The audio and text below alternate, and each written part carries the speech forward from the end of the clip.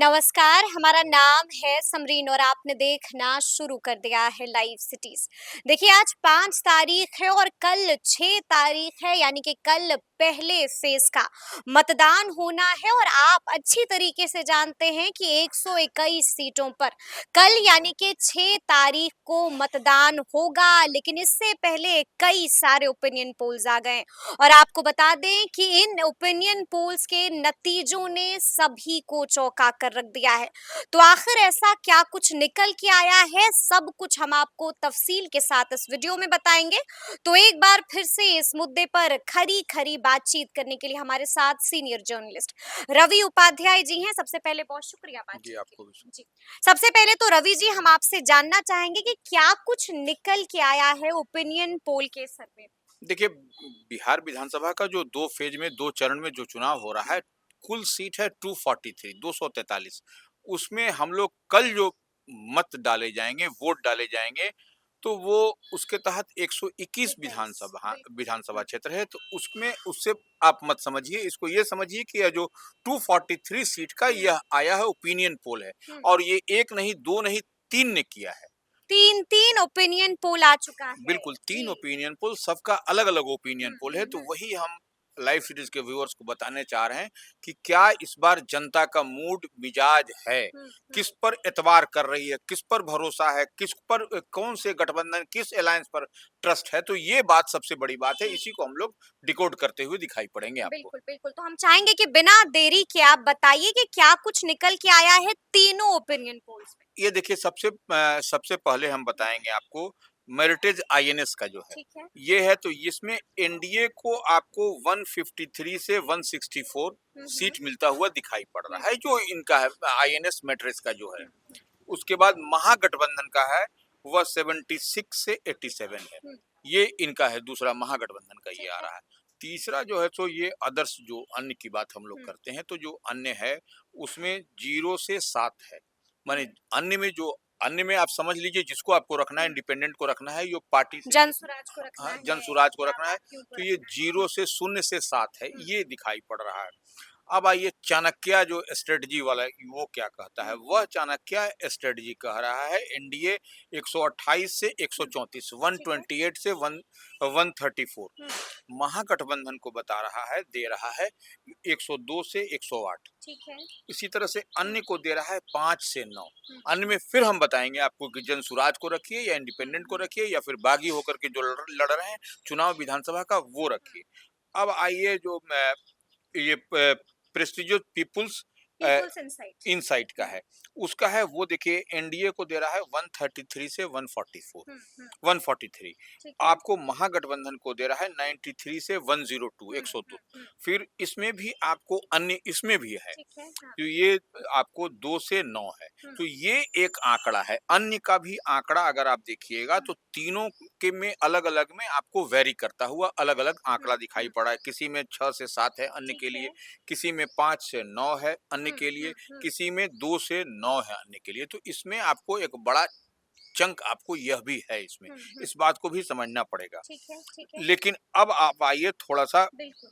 ये इस हम्म, पर हम आते हैं कि ये जो आपको मैट्रिक्स आईएनएस है, वह क्या कहता है, हम्म। उसका ओपिनियन पोल क्या कहता है। उन्होंने यहाँ तक बता दिया है कि एनडीए में किसको मिलने जा रही है कितनी सीटें, यानी कि बीजेपी को कितनी सीटें मिल रही हैं, जेडीयू को कितनी मिल रही हैं, हमको कितनी मिल रही हैं, एलजेपीआर को कितनी मिल रही हैं और कितनी आरएलएम को मिल बिल्कुल, रही है। यह ब्रेकअप उन्होंने दे दिया है। ब्रेकअप भी दे तो दिया है। ये हाँ। एक बड़ी बात है, इसी को समझना पड़ेगा। अब देखिए भारतीय जनता पार्टी को जो मैट्रिक्स आईएनएस की बात कही जा रही है, उनके ओपिनियन पोल में है भारतीय जनता पार्टी को 83 से 87, ठीक बात। माने 83 से हम्म, 87। हम्म, इसी तरह से जनता दल यूनाइटेड जो नीतीश कुमार की पार्टी है, हम्म, वह जो है सो एनडीए फोल्ड में जो है उनको 61 से 65। हम्म, हिंदुस्तानी आवाम मोर्चा को है 4 से 5। हम्म, लोक जनशक्ति पार्टी रामविलास जो चिराग चिराग पासवान है, की पार्टी जो जी। उनको 4 से 5। और इसी तरह से राष्ट्रीय लोक मोर्चा जो उपेंद्र कुशवाहा की पार्टी है, उसको 1 से 2। ये जो है सो मैट्रिज आईएनएस का ये ब्रेकअप है। ब्रेकअप है, ये ब्रेकअप है। ये ओपिनियन पोल है। लेकिन यहाँ पर हमें ये भी समझना होगा रवि जी कि चिराग पासवान के खाते में 29 सीटें आई हैं और 29 में से आप बता रहे हैं कि सिर्फ 1 से 2 सीटें या 4 से 5 सीटें। ये नहीं, चिराग पासवान की पार्टी को 4 से 5 सीट। 4 से 5 अब आप सीटें। समझिए 29 है। हाँ। 29 में से 4 से 5 दिखाई पड़ रहा है, तो जी। यह कितना बड़ा डैमेज है कितना बड़ा डैमेज है। हाँ, तो ये कैसे डैमेज हुआ, ये और कहाँ पर आपको ये भी याद होगा कि साल 2024 में चिराग पासवान का स्ट्राइक रेट जो है वो 100% रहा था। नहीं, वो लोकसभा के चुनाव में। बिल्कुल, बिल्कुल। विधानसभा के चुनाव में आप जब वो अलग लड़े थे, तो फिर वो उसमें क्या थी, इस बात को तब समझना वो पड़ेगा। एनडीए में कहाँ हाँ, शामिल थे? एनडीए में नहीं थे, लेकिन वो विधानसभा की हम अगर बात करें, तब लोकसभा की बात करिएगा तो आपको वो हाँ, 100% तो ये तो स्ट्राइक। बड़ा झटका है एलजेपीआर को, बड़ा झटका है चिराग पासवान को, देखिए, चिराग पासवान को भी अगर इस झटका है। ओपिनियन पोल को हाँ, हम निश्चित, और यही नहीं, आपको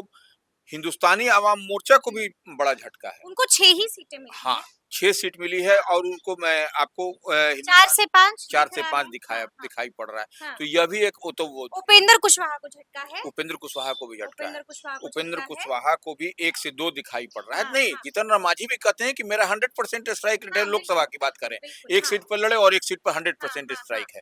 तो ये और इसी तरह से उपेंद्र कुशवाहा को आप देख ठीक है, लीजिए कि हाँ। क्या स्थिति दिखाई पड़ रही है। ठीक तो है। ये एक बड़ा आपको झटका हुँ, है, आपको उपेंद्र कुशवाहा कह लीजिए, हुँ, लोक जनशक्ति पार्टी रामविलास को कह लीजिए, या फिर आपको हम हिंदुस्तानी आवाम मोर्चा को हुँ, भी। हुँ, हुँ, उस लिहाज से अगर आप देखिएगा तो ये जेडीयू तेजी के साथ कवर अप करता हुआ हुँ, दिखाई हुँ। पड़ा, आपको 61 से 65 सीट। ठीक है, तो ठीक ये है। एक लेकिन यहाँ पर अब सवाल ये भी बार-बार पूछा जा रहा है और बार-बार ये सवाल पूछा ही जाता है कि जन सुराज का क्या? क्या लगता है जन सुराज का क्या फीडबैक मिल रहा है? देखिए, जनसुराज के बारे में निश्चित रूप से हुँ। जो फीडबैक दिखाई पड़ रहा है, वह कहीं न कहीं बड़ा झटका देते हुए दिख रहे हैं। इसको क प्रशांत किशोर बड़ा झटका देते हुए नजर आ रहे हैं। ये उसका एग्जाम्पल आप देखिए ना, हाँ। गौड़ा बौराम है उसका एग्जाम्पल। हुँ, आप देखिए किस तरीके से संतोष सहनी विकासशील इंसान पार्टी के थे और वहां हुँ। से आपको आरजेडी के अली प्रत्याशी अफ़ज़ल खान। थे अली अफ़ज़ल खान तो जी। वो उनको माने कह दिया गया था कि वो नहीं चुनाव लड़ेंगे, लेकिन अब अपने भाई की उम्मीदवारी वापस ले ली। भाई ही नहीं, वह विकासशील इंसान पार्टी राष्ट्रीय के अध्यक्ष राष्ट्रीय भी हैं। अध्यक्ष भी हैं। हुँ। तो ऐसे में समझना पड़ेगा, उनको हटाया गया, फिर उनको लाया तो गया। क्या ये प्रशांत किशोर का इम्पैक्ट है? निश्चित रूप से प्रशांत किशोर के सामने, प्रशांत किशोर की पार्टी गौड़ा बौराम से एक अल्पसंख्यक को वहां से उम्मीदवार बनाया है, और वैसे में एक अल्पसंख्यक को आप वहां से आरजेडी वहां से हटाती, नहीं लड़ाती, तो उसका मैसेज तमाम विधानसभा क्षेत्रों पर पड़ता। और यही जरूरी और मजबूरी देखिए कभी कभी पॉलिटिक्स में होती है। यही दिखाई पड़ा सन ऑफ मल्ला हुँ, मुकेश सहनी को और तेजस्वी यादव को, क्योंकि लास्ट मोमेंट में जाकर के हुँ, उनको विड्रॉ करने की बात हुँ। कही गई। तो क्या लगता क्या है, आपका अनुमान क्या कहता है? इस बार प्रशांत किशोर की जनसुराज सबसे ज्यादा नुकसान किसको पहुंचाएगी? एनडीए को डैमेज करेगी ज्यादा या फिर महागठबंधन देखिए, को? वह सीट टू सीट वेरी करेगा उनका। हम शुरू से इस बात को हम हाँ। कह रहे हैं। यह ओवरऑल अगर परफॉर्मेंस पे देखिएगा कि एनडीए को डैमेज करेगा, महागठबंधन को डैमेज करेगा, तो गौड़ा बौरामपुर इसका एग्जाम्पल है कि एग्जैक्टली। किस तरीके से गौड़ा बौरामपुर में आपको हुँ, बैकफुट पर आना पड़ा आरजेडी को। ठीक तो है। ये हर सीट पर अलग अलग समीकरण के लिहाज हुँ, से, क्योंकि देखिए जो डेंट लगता हुआ हम लोग बार बार कहते हैं हुँ, कि रिटेन किया है, आपको नीतीश कुमार ने महिला वोटरों को हुँ, साधने की हुँ, कवायद। हुँ, तो जो लीकेज है, जो उस लीकेज की हम बात करते हैं, उस लीकेज को पैक करने की बात है। हुँ, तो वो लीकेज को उन्होंने भरा, क्योंकि तेजस्वी यादव निश्चित रूप से महिला वोटर को साधने की बड़ी कवायद कर रहे थे, हुँ, और मैया योजना, माई बहन मान योजना, तमाम तरह की बात कर रहे थे, और 30,000 हुँ, देने की बात कर रहे हैं। तो उसको जब लीकेज को जब नीतीश कुमार की पार्टी जेडीयू ने देखा, तो तमाम तुरंत जो है सो कितना स्ट्राइक किया यह दिखाई पड़ रहा है। हुँ। तो वह लीकेज को पिटारा खोल दिया था। पिटारा खोल दिया। तो पिटारा खोल यही दिया। हम बात हर सीट का अलग अलग समीकरण, अलग अलग गणित है। तो उस हुँ। गणित के लिहाज से आप लेकिन देखिएगा। रवि जी आपको याद होगा कि 2020 में भी बिल्कुल इसी तरह से ओपिनियन पोल्स के नतीजे आए थे और तमाम जगह यही दिख रहा था कि इस बार बिहार में महागठबंधन की सरकार बनने जा रही है, लेकिन हमने देखा कि फलाफल क्या निकला। एनडीए की सरकार बनी, ना कि महागठबंधन की। और इस बार भी जो ओपिनियन पोल आ रहे हैं उसमें बाजाबता दिख रहा है कि एनडीए की सरकार बन रही है। आपको क्या लगता है फिर से एक बार फलाफल कुछ और होगा? देखिए, अगर व्यक्तिगत रूप से हमसे हाँ। पूछिएगा, तो हम किसी भी ओपिनियन पोल को नहीं मानते हैं। नहीं मानते। नहीं मानते क्योंकि उसका सैंपलिंग साइज क्या होगा, हाँ। ये सबसे बड़ी बात है। और ठीक है। सैंपल साइज होगा तो कहाँ कहाँ लिया गया है, हम्म। यह भी मायने रखता है। तो इस लिहाज से हम उसको नहीं मानते। क्योंकि देखिए, अगर यदि आप मानते तो महाराष्ट्र में आज कहाँ से कैसे हो गया, हम्म। यह सामने एग्जाम्पल है। आप हरियाणा, झारखंड, झारखंड, झारखंड बिल्कुल। तो ये कोई नहीं बना रहा था हेमंत सोरेन की सरकार। बिल्कुल, तो ये इस बात से जी। हम कभी भी नहीं, ओपिनियन पोल से हम कभी इत्तेफाक नहीं ठीक है। रखते। लेकिन जो ग्राउंड जीरो पर रियलिटी दिखाई पड़ रही है, उसमें जो जितनी तेजी के साथ महागठबंधन को आगे आना चाहिए था, उतनी तेजी के साथ महागठबंधन दिखाई नहीं पड़ रही है। ये भी हकीकत है। ये हकीकत है कि कई सीटों पर हमको इधर उधर दोस्ताना संघर्ष भी कई सीटों पर अब भी जारी है। दोस्ताना संघर्ष के अलावा आप देखिए कि किस तरीके से खेल भी हो रहा है। महुआ में क्या हो रहा है, राघोपुर में क्या हो रहा है, क्या हो रहा है। वो छोड़ दीजिए, संदेश जैसे जो भोजपुर में जो सीट है उसमें क्या हो रहा है, ये सबसे बड़ी बात है। वहां पर ये हमको कुछ कुछ सीट पर हमको, और ये लोगों ने ठीक मजबूती के साथ जकड़ करके नहीं बैटिंग बॉलिंग किया, इसका खामियाजा कहीं ना कहीं हमको दिखाई पड़ रहा है। इसलिए हम कह रहे हैं कि कई सीट का समीकरण के लिहाज से आप देखिएगा, समझिएगा, तब कुछ आपको दिखाई पड़ेगा।